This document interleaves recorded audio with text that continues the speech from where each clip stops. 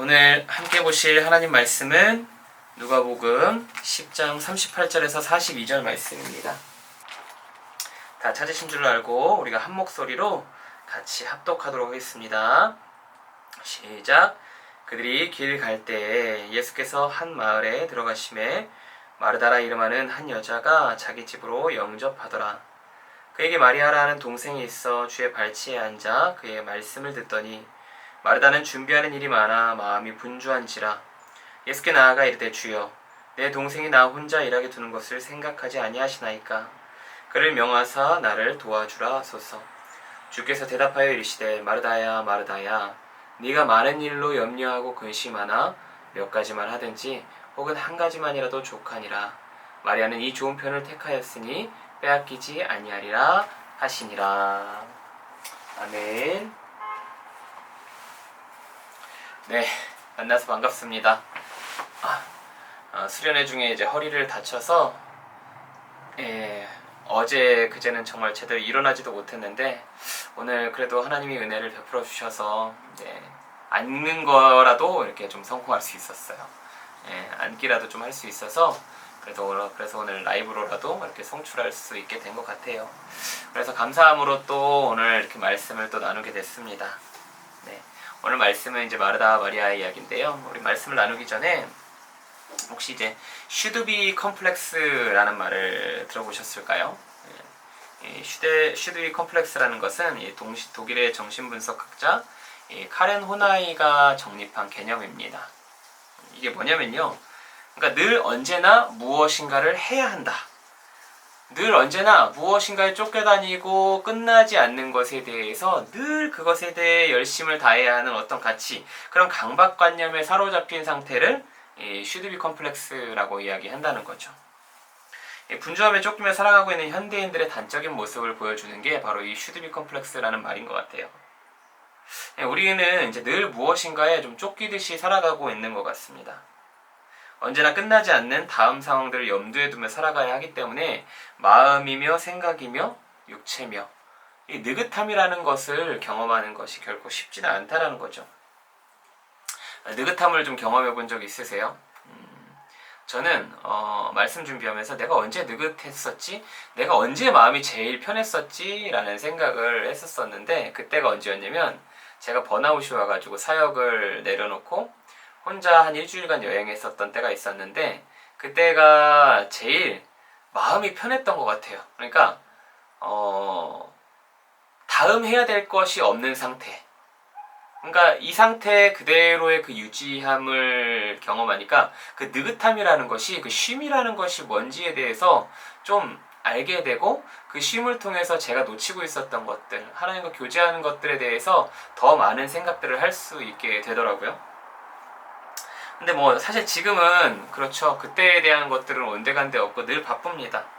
일은 끝났는데 다음 진행되어야 될 일 때문에 또 그 일을 생각해야 되고 누워서 잠자리에 들지만 자면서도 그 다음 일에 대한 것들을 또 생각해야 되고 또 생각해야 되는 거예요. 그래서 그런가 요즘에 참 수면의 질이 좋지 않습니다. 자고 일어나면 늘 피곤하고 머릿속에서 그냥 생각이 계속 멈추지 않는 거예요. 여러분들은 어떠세요? 근데 그렇다고 분주하다는 게 무조건 나쁜 의미로서만 받아들여질 필요는 없을 것 같아요. 왜냐하면 그만큼 내 삶에 열심을 다하고 있다라는 하나의 반증이 될 수도 있을 테니까요. 그런데 그럼에도 이 분주함이라는 거, 그러니까 아까 이제 슈드비 컴플렉스라고 이제 말씀을 드리긴 했지만 늘 일에 쫓기듯이 살아가는 이런 모습들이 우리에게, 그러니까 우리 같은 이 그리스도인들에게는 실상 큰 위기로 다가올 수 있게 만들기 때문에 우리가 반드시 좀 경계하긴 해야 될 것 같아요. 왜냐하면 이 분주함이 만들어낸 이 분산된 시야가 우리에게 주어진 중요한 것들을 결국 놓치게 만드는 요소가 된다는 겁니다. 우리가 봐야 될 것, 우리가 알아야 될 것, 우리가 놓치지 말아야 될 것들에 대한 것들을 잊게 만든다는 거예요. 그 분주함이라는 거죠. 오늘 함께 살펴봤던 이 말씀, 그러니까 마르다와 마리아의 이야기죠. 어떻게 보면 성경에서 가장 분주함의 대표로 나타나는 사람이 바로 이 마르다인 것 같아요. 근데 좀 상식적으로 살펴보면 그렇습니다. 마르다는 좀 열심히 있었던 사람이고 어떻게 보면 이 마리아라는 사람은 굉장히 좀 일하지 않고 뺀질거리는 어떤 그런 모습으로 바라볼 수 있지 않을까 싶어요. 왜냐하면 마르다와 마리아가 한 행동 때문인데요. 예수님께서는 마르다와 마리아의 집으로 향하셨습니다. 말 그대로 그러니까 손님 신분인 거예요. 그 당시 이제 귀한 손님을 대접한다는 게 어떤 의미일까요? 잔치나 마찬가지인 거예요. 준비해야 될 게 많고 노력해야 될 게 많고 대접해야 될 게 너무나 많은 거죠. 그렇게 마르다는 말씀에서 보는 것처럼 예수님을 맞아들였고 예수님을 위해 많은 것들을 준비했습니다. 상식적이죠. 아주 상식적인 겁니다. 그에 반해 마리아는요. 성경이 이렇게 기록하고 있어요. 주의 발치에 앉아 있었다. 일하는 언니와 놀고 있는 동생. 어떻게 보면 굉장히 좀 빡치는 상황이죠. 그죠?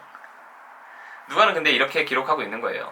그런데 사실 우리가 결과를 알기 때문에 옳고 그름에 대한 판단을 분명히 할 수 있겠지만 일반적인 상식을 놓고 보았을 때 그냥 마르다라는 사람은 어떻게 흠잡힐 게 없는 사람인 거잖아요. 열심히 있는 게 죄인가요? 열심히 있고 정말 노력하고 그 사람을 대접하고자 했던 그 마음이 죄악일까요? 그런 건 아니었잖아요. 그런데 성경은 그녀에 대한 평가를 이렇게 일축해요. 뭐라고 하고 있냐면 준비하는 일이 많아 마음이 분주하다. 여기서 쓰인 이 분주하다라는 표현이요. 좋은 표현이 아니에요. 예. 긍정적인 의미가 아니고 이 사람의 열심에 대한 것들을 인정하는 표현도 아닙니다. 이런 거예요. 어떤 일로 말미암아서 마음이 어수선한 상태 그리고 어떤 일로 너무 힘든 상태를 나타낼 때 이 단어를 쓰게 되거든요. 그러니까 결과적으로 열심히 하고 있지만 결과적으로 이제 열심히 하고 있지만 그 열심에 비례해서 이 상태는 그다지 좋지 않았다는 거예요. 너무 바쁜 거죠. 준비와 준비를 거듭해도 일이 끝나지 않을 만큼 계속해서 이 바쁜 상태를 유지하게 되니까 마음이 어려운 거예요. 오신 손님이신 예수님을 대접하기 위해서 계속해서 준비했지만 자기 힘으로 되지 않는 거죠. 참다 예수님께 구합니다. 주여 내 동생이 나 혼자 일하게 두는 것을 생각하지 않으십니까? 이 말도 굉장히 부정적인 표현인 거거든요. 화가 잔뜩 나 있는 거예요. 왜 나 혼자 일해야만 합니까? 내가 당신을 대접하기 위해서 이렇게 애쓰고 또 일하고 노력하고 있는데 왜 나는 이런 고통스러운 현장을 경험해야 하는 겁니까? 라고 얘기하는 거거든요. 그런데 그 분주함이 계속되고 있는 상황 속에서 자신의 동생을 보니까 어때요? 화날만 하죠. 여러분 안 열받으세요? 막 일하고 준비하고 있는데 막 옆에서는 왜 명절에 특히 자주 일어나잖아요. 그죠? 옆에서 막 이렇게 옛날 이제 우리 어머님들 보면은 전 부치고 막 요리 준비하고 막 이런데 시누이들 딱 와가지고 어머 언니 이거 참 너무 짠 것 같아요. 이러면서 일은 도와주지 않고 막 뺀질뺀질거리면서 뭐 모든 분들이 다 그렇다는 건 아니고요. 예를 들자면 그렇다는 겁니다. 그런 상황인 거잖아요. 그죠? 이거 상식인 거예요. 당연히 화가 날 수밖에 없는 상황이고 당연하게 마음이 고통스러울 수밖에 없는 그런 사건이었다는 거죠. 그런데 예수님께서 이 이야기를 듣고 오히려 상식 밖의 이야기를 하시는 거예요. 뭐라고 얘기하십니까? 마르다야 마르다야 네가 많은 일로 염려하고 근심하나 몇 가지만 하든지 혹은 한 가지만이라도 족하니라. 예수님의 말씀이 이제 꾸중 섞인 말씀은 아닙니다. 마르다야 마르다야라고 부르고 계시는 이 두 번의 의식 표현은 용례상 예수님께서 사랑하는 제자들에게 얘기하실 때 그렇게 말씀하시거든요. 그러니까 한마디로 예수님께서는요 마르다의 이름을 2번 부르시면서 그 애정어린 관심으로 그에게 충고 아닌 충고를 해주고 계시는 거예요. 마르다야 마르다야 마르다야 네가 진짜 봐야 될 게 뭔지를 봐라. 마르다야 왜 힘들어하느냐? 무엇이 너를 그렇게 고통스럽게 하느냐? 예수님의 말씀에서 핵심이 뭘까요? 그 근심의 자리, 곧 분주함의 자리를 털고 나오라 라고 말씀하시는 거예요. 왜요? 그 열심으로 인해 생겨난 분주함이 정작 바라봐야 할 것을 바라보지 못하게 만들었기 때문에 예수님께서 그렇게 말씀하셨다는 거죠. 여러분 그렇습니다. 우리의 분주함은요 삶의 우선순위가 무엇인지 정작 중요한 것이 무엇인지를 놓치게 만들어요. 마르다는요 분주함 때문에 무엇을 놓쳤냐면 정작 찾아오신 주님을 손님으로밖에 바라보지 못하게 되었던 거예요. 여기서 주님이라는 표현은 퀴리오스입니다. 우리 나의 주인이라고 고백하는 거거든요. 그런데 나의 주인이라고 고백하는 그 고백 안에 진짜 주인은 없어요. 그 주인은 없고 뭐가 있습니까? 손님만 있는 거죠. 왜요?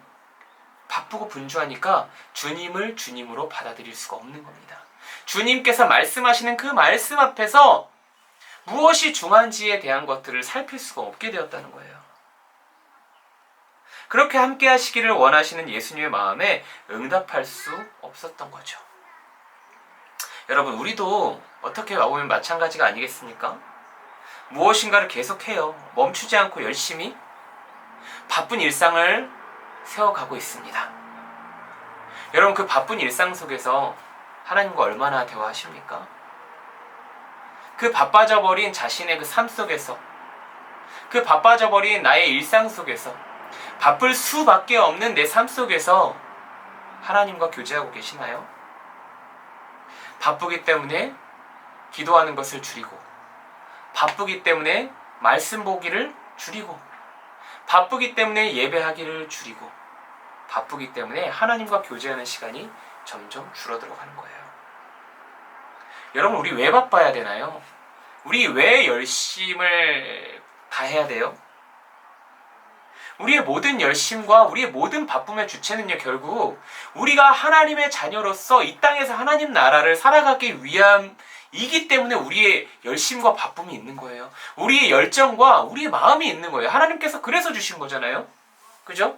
우리가 열심을 다할 수 있는 것, 우리가 마음을 다할 수 있는 것, 우리가 그 바쁨을 소화할 수 있는 것, 한 가지인 거예요. 하나님이 우리에게 왜 주셨냐면, 이 땅에서 지금 하나님께서 우리 가운데 주어주신 이 땅에서 하나님의 자녀로서 살아가고, 하나님의 자녀로서 하나님 나라를 세워나가기를 애써 행하는 그 마음, 그것을 행하게 하시기 위해서 하나님께서 우리에게 그 열심과 바쁨이라는 것을 열정으로 소화할 수 있도록 인도해 주셨잖아요.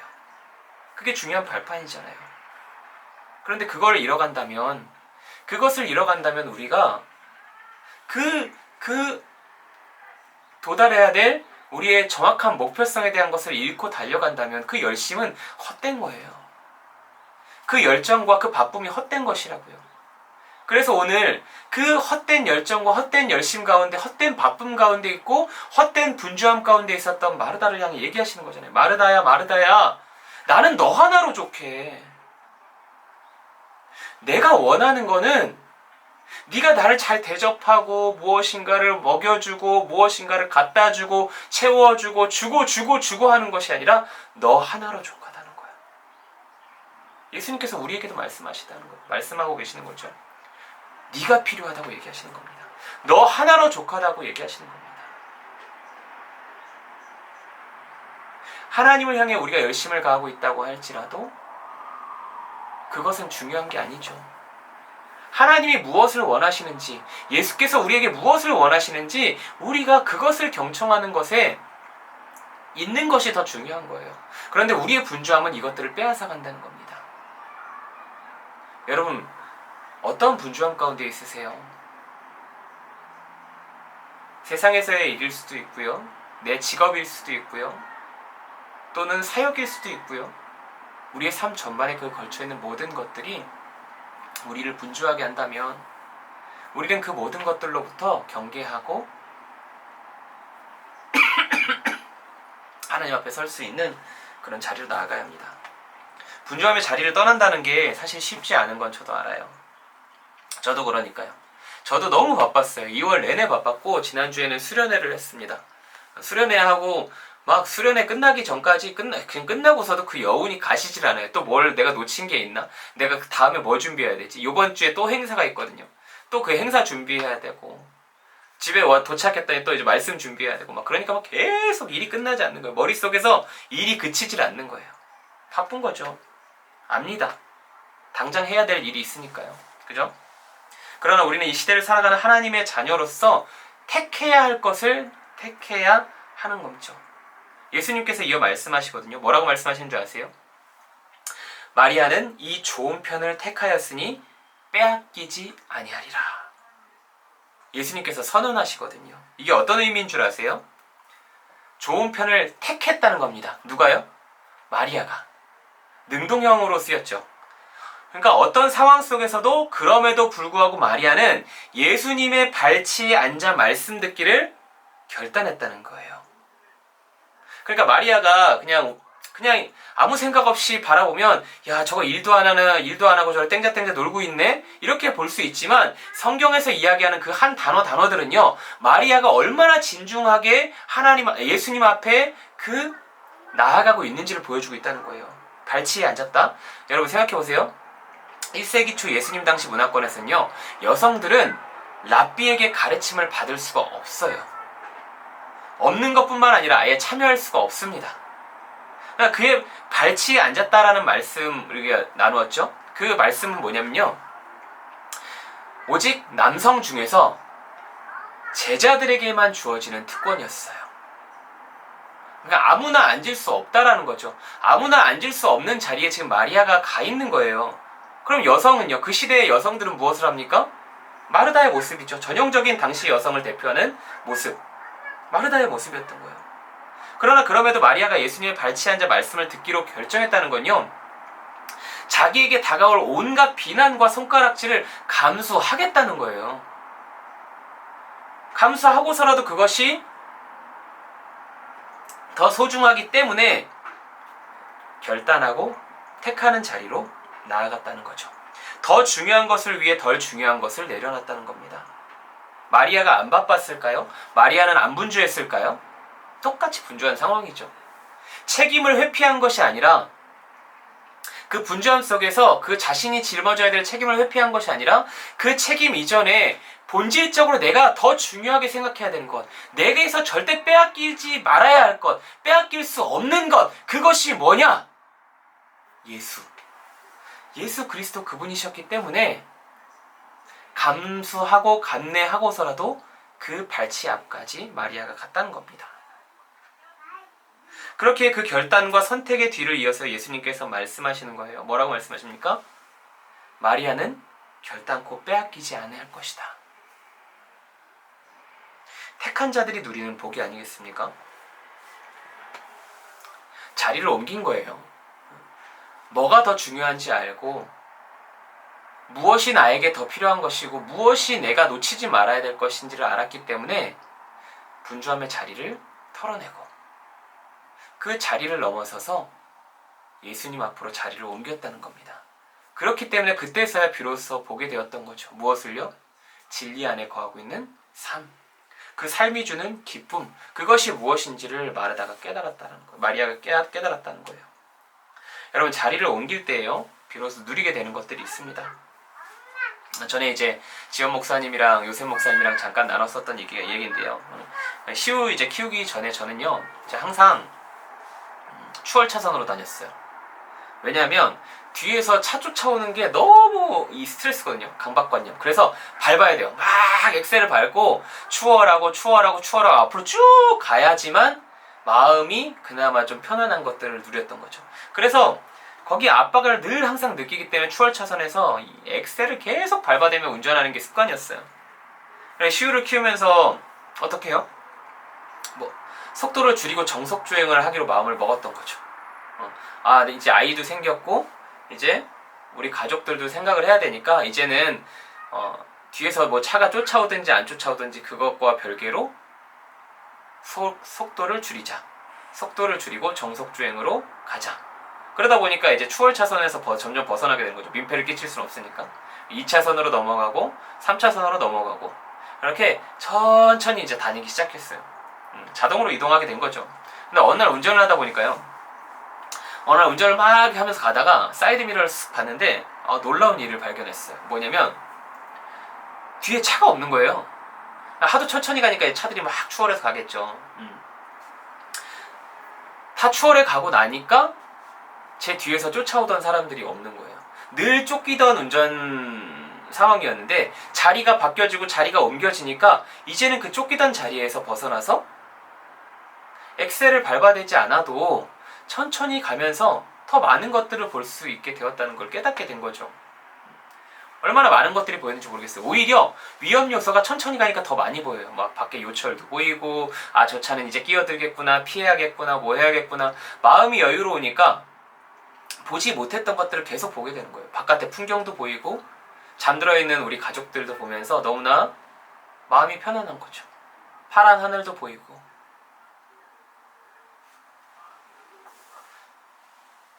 비로소, 그러니까 자리를 이동했을 때, 내 그 분주했던 그 자리를 이동했을 때 비로소 보지 못했던 것들, 비로소 누리지 못했던 것을 그제서야 누리고 있는 제 모습을 좀 보게 되었던 것 같아요. 여러분 많이 바쁘시죠? 많이 분주하시죠? 그러나 그럼에도 우리가 덜 중요한 자리에서 일어나 더 중요한 것, 더 가치 있는 것이 있는 그 자리로 우리의 삶을 옮겨갈 수 있기를 바랍니다. 분주함이라는 것이 꼭 나쁜 것은 아니겠죠. 그러나 우리가 놓치지 말아야 될 것들을 놓치게 만드는 분주함이라면 그것은 우리에게 위기를 가져다 주는 겁니다. 사랑하는 여러분, 우리의 분주함의 속도를 줄이고 우리의 삶의 방향을 예수께로 옮길 것을 택한다면 비로소 우리가 지금 주어진 열심의 현장에서 보지 못했던 더 깊고 가치 있는 것들을 발견하게 될 겁니다. 우리가 보지 못했던 것들, 우리가 누리지 못했던 것들, 그 분주함의 자리를 벗어나서 더 하나님 안에서 누릴 수 있는 저희들이 되기를 축복해요. 여러분의 분주함이 무엇입니까? 여러분들의 삶 가운데 주어져 있는 지금 분주함은 무엇인가요? 그것들을 하나님 앞에 잘 되뇌어보고 우리가 본래 있어야 할 그 자리로 나아갈 수 있는 저희들이 되기를 예수님의 이름으로 간절히 축원합니다.